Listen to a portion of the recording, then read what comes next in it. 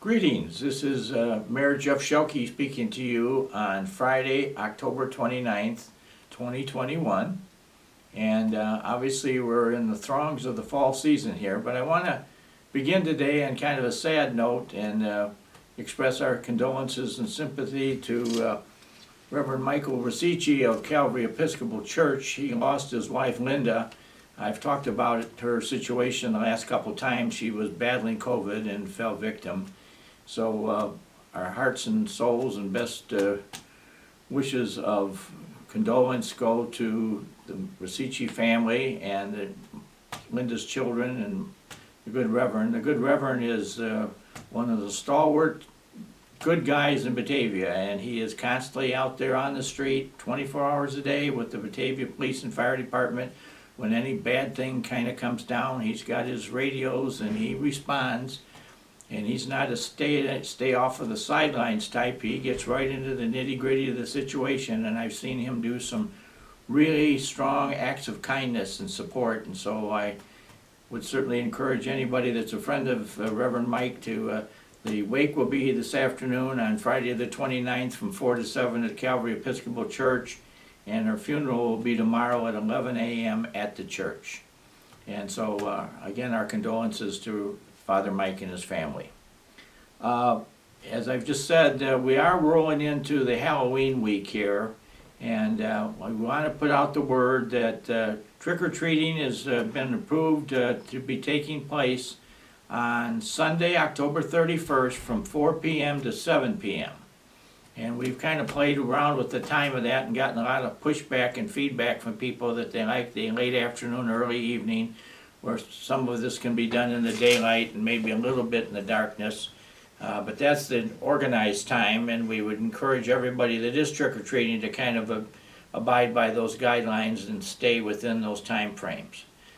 Tomorrow on October 30th from 10 a.m. to 2 p.m. Downtown Batavia is going to be rolling in Halloween and people in costumes and contests, and Batavia Main Street has got some interesting little activities planned, and just a lot of stuff going on. I don't want to get into it, but if you've got just curious and love Halloween, come on down to downtown Batavia, because besides the farmers market tomorrow, there's going to be all kinds of evidence of Halloween going on in downtown Batavia. So bring the family down and trick or treat around the downtown. And then we certainly want to ask everybody to be careful when they're out, especially on Sunday night when it starts to get dark, and anybody that's driving, be cautious, as you never know when a dark-suited trick-or-treater may dart in front of you. So we try to keep this as safe as we possibly can. This year we run into a couple of situations, and I will tell you, Batavia is well decorated in trick-or-treat displays on yards. I've been watching them. It looks to me like there's probably more on the east side of the river than there are on the west, but you know, they're good ones all over town. And so if you're out and about, I would encourage you to go out and look and see. I've had people that I know have seen a lot of it and admire some of the stuff that goes on. One area that gets a lot of attention is Redant Road south of Pine Street. There's a couple of major displays there. And there's one down at Redant and Ekman, which is a nighttime display, and people line up in their cars to look at it. So there is a lot going on in Batavia for Halloween this year. We did have some problems at the city that we had to take care of. We had to go ask some people to take some decorations down in a couple of places. And one place, specific thing that was somewhat dangerous in our opinion, was we had some people try to do some Halloween decorating on one of the city electrical poles. And that immediately started getting the phone ringing at City Hall from people in the neighborhood, and so we went up and with the cooperation of the homeowner, we got it all removed and taken down. But we can't allow anybody to put anything on an electrical pole, because there's the wires are at the top, which, if needless to say, if they contact somebody could be killed. We don't allow anything on the electrical poles, from for sale signs to rummage sale signs to political campaign posters. We've had it all on there over the years, and immediately once we see it, we take it down, and that's just the city rule about that. So please be cautious as you go about that one.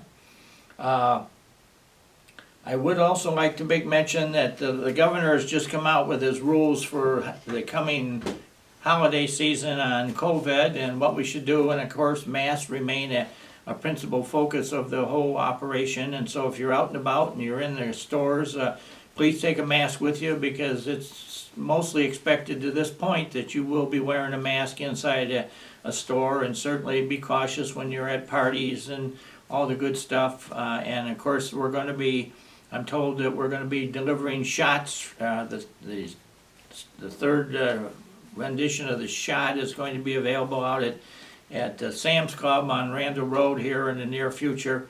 I'm led to believe that November 3rd is going to be a day when there's going to be a number of rules announced as to where people can and what ages can and who can get the shot and when they can get it.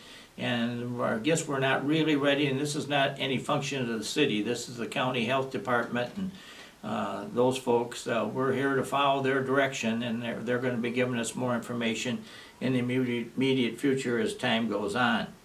Batavia tonight is going to play, on Friday night, is going to play in the first game of the state football championship renditions, and this is going to be, the game's going to be out at Batavia High School, so I'm told it will be on BATV, and announcers Wolf and Lundberg will be on giving a narration of the entire event. So anybody that really likes them, I'd encourage them to tune in to BATV tonight, and you should be able to see the guys in full action. And we hope the best for the team. We're very proud of Coach Piron and his team. They've really made a name for themselves in the state. They rank very, very, very high in state rankings for their class. And we are all very proud of them as they move forward through the state championships. So we will keep you posted. Last week when they won the state, or not the state, when they won the conference championship, they did that up at St. Charles North High School, and we provided, when the buses got back to town, we met them with the fire truck and the police cars, and we escorted them back to Batavia High School in a moment of celebration for what they accomplished. So we got that going. And the last thing I want to talk about is kind of the good natures of people in Batavia. And I've experienced a very nice week. I've been very, very busy, but some really nice things have happened to me, and I'm very pleased to see some of the stuff that has transpired.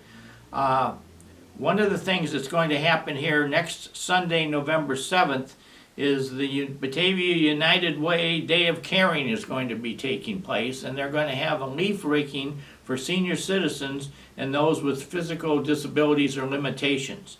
And so they're building a list of homes where people need to have their leaves raked, and we're asking for young people who want to be volunteers to meet on the front lawn of the Suicide Prevention Services at 528 South Batavia Avenue. And Batavia United Way board member Pam Kent will be there to greet you and organize this event. And what they will then do is assign people to east side and west side addresses and form small groups, and they may move some of them around. And all you'll do is go and rake up leaves and clean up some senior's yard or whatever. And Batavia is truly blessed to have, and I know some people personally who do this, that people want to commit nice deeds and acts of friendship every day. And how fortunate we are to live in a community where we have such bright souls and loving hearts that are out there doing it. And I'm talking about people I know have gone into the grocery store and seen somebody ahead of them that seemed to be, kind of overwhelmed by the price of their groceries, and they've stepped up and paid the grocery bill. Or there's been a lot of activity in drive-through windows at restaurants in town where people will go and say, here's my credit card, charge the car behind me and give them their food. So there's just some really, really soft and wondrous hearts in Batavia, and how fortunate we are, and how fortunate I am to know some of these people who do so many nice acts of kindness. And so Batavia, as I talk about, has a lot of neat things happening to it, and the spirit in this week of spirit, because it is Halloween, I would suggest that we really are a blessed community who has a lot of spirited people who want to do kindness and acts of goodwill and favor for people. And that's one of the things that really, really makes Batavia a special place for people to live and to proudly call their home. So on that good note, at the end of what's been a very nice week, I will wish you all a happy Halloween weekend and look forward to talking to you next week.